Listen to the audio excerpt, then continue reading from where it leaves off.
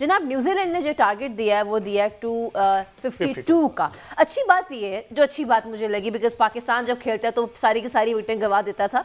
At least all out नहीं हुई team, लेकिन the way they have played cricket today वो बड़ा अंडर प्रेशर नजर आए। With us in the studio जनाब अहमद साहब भी हैं एंड हमजा, हम होप कर रहे थे कि कोई नेल बाइटर फर्स्ट इनिंग कुछ लगे तो सही ना, जो कि अभी फर्स्ट इनिंग्स के बाद लगा है कि ये वन साइडेड होने जा रहा है ये मैच। इंडियन साइड ऐसी है कि 9वें नंबर तक उनकी बैटिंग है, 10वें नंबर तक भी जा सकती है, तो 252 जो है वो उनके लिए कोई खासा मुश्किल नहीं होना जा रहा। लेकिन डिपेंड करता है सेकंड इनिंग्स में किस तरह की कंडीशन, किस तरह से विकेट बिहेव करता है, और जो एक नया बॉलर डाला हुआ है उनमें। इस पर बात करते हैं फॉर्मर कैप्टन सलमान भट्टा हमारे साथ मौजूद है। अस्सलाम वालेकुम भट्ट साहब।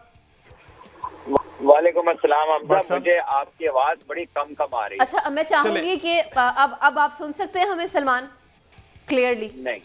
नहीं तो एक काम करते हैं, दोबारा से कॉल जी करें। मीनवाइल हम अहमद सही साहब कहाँ आपको लगता है कि चूक हो गई 251? एक मिनट, मेरे ख्याल है वो सुन सकते हैं। Salman, can you hear us? Hello? No, I think he can not. जी अहमद।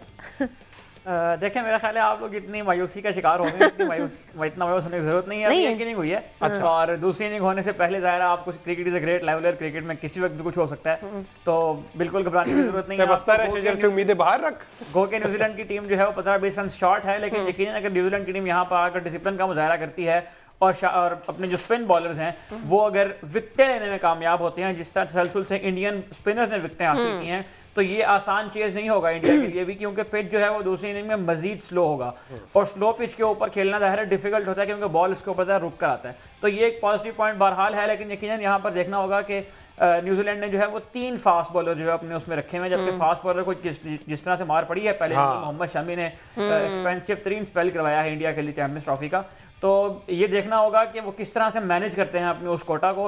लेकिन बहरहाल ये को वन साइडेड मैच या बहुत आसान चीज़ इंडिया के लिए ये अब भी नहीं होने वाला। अच्छा, अब सलमान क्या हमारे साथ मौजूद हैं? अगर टीम हमें बता दे।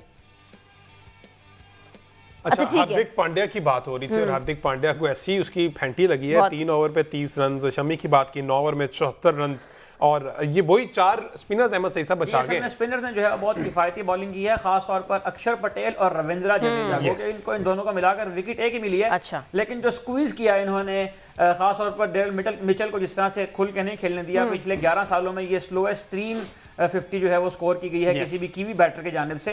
तो यकीनन यहाँ पर डिसिप्लिन की दाद देना होगी। 2-3 कैचेस ड्रॉप होने के बावजूद भी इंडिया की टीम ने 251 रन तक रिस्ट्रिक्ट किया है। लेकिन मैं आपको दोबारा एक रे ऑफ होप में यकीनन यहाँ पर छोड़ के जाऊंगा आपके लिए, क्योंकि ये जो दुबई के विकेट है इसका जो माजी है वो ये बताता है कि चेस करने वाली टीम जीत जाती है आमतौर पर, लेकिन आज का जो विकेट है ये मजीद क्योंकि स्लो होगा, और यहाँ पर स्लो विकेट के ऊपर फास्ट बॉलर्स को भी हेल्प मिलती है अगर वो सिर्फ और सिर्फ अपनी पेस के ऊपर रिलाय ना करें, और अपनी जो उनके पास जो दीगर डिलीवरीज हैं जो सलमान भाई से ले लेते हैं। सलमान भाई, जिस तरह से अहमद कह रहे हैं कि ये विकेट जो है ना खासा मुश्किल हो सकता है सेकंड इनिंग में, जिस तरह से अभी इसने बिहेव किया है, आपको क्या लगता है 252 एक जो है फाइटेबल हो सकता है ये टोटल? देखिए, बिल्कुल हो सकता है अगर ये अच्छी बॉलिंग करें, अच्छी फील्डिंग करें, जो कि ये करते आ रहे हैं इस टूर्नामेंट के अंदर, तो चैलेंज पोज कर सकते हैं। नो डाउट कि इंडिया की बैटिंग काफी बड़ी है, लंबी है, और फॉर्म में है, एक्सपीरियंस प्लेयर्स हैं, बट अगेन एक टोटल ऑन द बोर्ड, एक फाइनल मैच, और आई थिंक अगर न्यूजीलैंड अच्छी बॉलिंग परफॉर्मेंस पुटअप करे फील्डिंग के साथ, तो इंडिया के लिए प्रॉब्लम्स कर सकता है। सलमान, आपने कहा था हम शो पे कि देखिए पावर प्ले में आके ये लोग, इनको बिल्कुल चार्ज करना चाहिए, मिडिल ओवर में जरा आराम से स्टेबिलिटी की तरफ जाएं। मुझे लगता है वो बात इतनी दिल पे इन्होंने ले ली और गलत ही समझ लिया उसको, बिकॉज पावर प्ले में ही उनकी विकेट्स गिरना शुरू हो गई, और मिडिल ओवर तो ऐसा था कि अजाब सबके लिए बन गया था वो। So how do you see? Power play तो बहुत अच्छा खेला, 8 ओवर्स में 60 रन थे, एक खिलाड़ी आउट था, विकेट विलियम्स। ठीक है, एक विकेट तो जब आप पावर प्ले में चांस लेने जाते हैं ना, 1 से 2 विकेट तो आप कंसीड कर सकते हैं, लेकिन 11 से 40 तक जो था वहां पर विलियमसन का और बाकी 2-3 प्लेयर्स का रन ना कर पाना जो है वो न्यूजीलैंड के लिए डेफिनेटली थोड़ा उसने हर्ट किया। लेकिन रचे रविंद्रा जितना अच्छा खेल रहे थे, अगर वो लंबा खेलते तो फिर बिल्कुल कहानी फर्क हो सकती है। लेकिन आइगेंस के स्टार्ट बहुत अच्छा था, 8 ओवरों में 60 इस पिच के ऊपर वाज एक्सीलेंट स्टार्ट, बट उसके बाद जो 3-4 विकेटें इनकी 100 कुछ पे 4 आउट हो गए हुए थे, वहां पे ही ब्रेक्स ऑन थी, और आई थिंक इंडियन स्पिनर जो थे उन्होंने मिडिल में I think they brought India back in the game. अच्छा, पता नहीं सलमान भी ने वो ओवर देखा है कि नहीं। अहमद, आपने देखा होगा वरुण चक्रवर्ती जिस ओवर में ये रचिन आउट हुए हैं, वो ओवर गुजारना कीवीज के लिए इंतहाई मुश्किल हो रहा। 2 से 3 चांसेस मिले इस ओवर में, इसके बावजूद वो विकेट लेने में कामयाब हो गए उसके। बस वो वेरिएशन क्योंकि उनकी उस तरह की है, वो उनको समझ नहीं पा रही। जैसे हम पहले उसके ऊपर पहले बात कर रहे थे, चक्रवर्ती जो है वो उन्होंने अपनी बॉलिंग के ऊपर काम किया और बहुत शानदार उन्होंने बॉलिंग करवाई है। यकीन वो उनके लिए मुश्किल रहा था पिक करना। लेकिन अगेन मैं आपको दोबारा एक मतलब ये अभी न्यूजीलैंड के सामने एक टोटल चूंकि आ गया है, इसको अगर वो अच्छे से प्लान करते हैं और मुस्तकिल विकेट लेने में कामयाब होते हैं और पावर प्ले में 2-3 विकेटें वो लेने में अगर कामयाब हो जाते हैं तो ये एक अच्छा मैच बन जाएगा, इंटरेस्टिंग मैच बन जाएगा। एंड ऑल्सो हमने पहले भी जिक्र किया, अगर हम बात करें किस तरीके से प्रोफिशिएंसी रही है न्यूजीलैंड की फील्डिंग के, तो आज हमने देखा फर्स्ट इनिंग में भारत से सही फील्डिंग नहीं हुई, लेकिन क्योंकि उनके स्पिनर्स ने डोमिनेट किया तो वो I think that has saved them.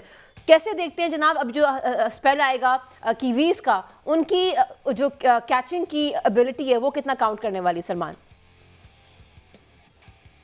Fielding कर रहे हैं इस टूर्नामेंट में, जो फील्डिंग फॉर्म रही है उसको तो देख के आप यही उम्मीद रखते हैं कि वो अपने चांसेस ग्रैब करते हैं, बल्कि हाफ चांसेस को भी वो ग्रैब करते हैं और कन्वर्ट करते हैं अनबिलीवेबल कैचेस भी और रनआउट्स भी। तो आई थिंक वो उनका प्लस है। और मुझे लगता है कि इंडिया इनके यंग बॉलर्स को, फास्ट बॉलर्स को अटैक करेगी जो ज्यादा तजर्बाकार नहीं है, और इंडिया रिलाय नहीं करेगी कि मिडिल ओवर्स में जाकर उन्हें बहुत ज्यादा काम करना पड़े। मुझे ऐसा लगता है इंडिया डेफिनेटली, रोहित शर्मा तो वैसे ही हमने देखा है कि वो आजकल ऊपर से खुला ही खेलते हैं, और मुझे लगता है कि ये पहले 10 में एडवांटेज लेने जाएंगे ताकि प्रेशर न्यूजीलैंड के ऊपर आए और मैच आसान हो जाए।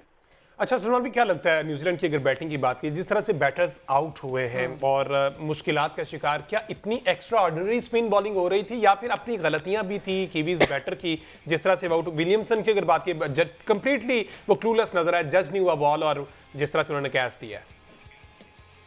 देखिए हमजा, जब आपको बॉलर पिक नहीं होता ना स्पिनर, या आपको ये नहीं पता लगता कि बहुत तरफ जाना है पिच होने के बाद, तो फिर बहुत वनरेबिलिटी होती है। फिर आप जो है ना, आपका सर्वाइव भी करना मुश्किल हो जाता है टाइम। और बड़ा जरूरी था कि ये चक्रवर्ती को, उसके हाथ को जरा पड़ते इस तरीके से कि एटलीस्ट ये अगर चले उस पर रन नहीं बना सकते तो उस पर अपनी विकेटें नहीं खोते, लेकिन वो बहुत ही ज्यादा वनरेबल जो है ना उसके खिलाफ नजर आए। अच्छा, यहाँ पर लो टोटल है चूंकि, तो यहाँ पर बहुत ज्यादा इंपॉर्टेंस होगी फील्ड प्लेसमेंट की। एग्रेसिव फील्ड प्लेसमेंट लेनी पड़ेगी, और जो पहली बॉडी लैंग्वेज उनके पहले 10 ओवरों में होगी वो ये डिफाइन कर देगी कि इस मैच किस तरफ जा रहा है। तो बहुत ज्यादा, इस तरह से आपने फील्डिंग के बारे में पूछा है, तो एग्रेसिव फील्ड प्लेसमेंट रखनी पड़ेगी। बहुत ज्यादा काउंट करेगा कि ये जो सिंगल एंड डबल है इनको बचाया जाए, क्योंकि लो टोटल को डिफेंड करते वक्त आपको एग्रेशन दिखाना पड़ेगी, आपको अटैक करना पड़ेगा उनके ऊपर।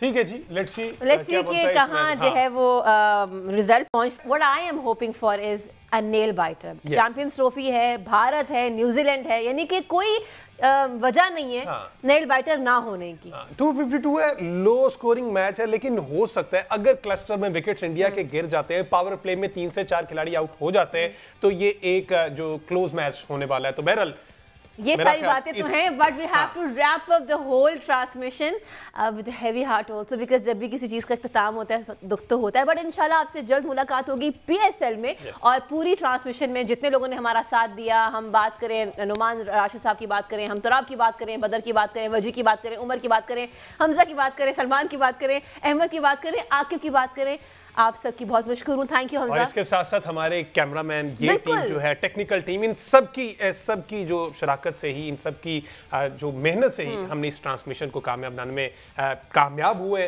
तो जनाब जाते जाते सारा की जगह लेकिन उससे पहले Hamza, thank you for being an amazing को होस्ट।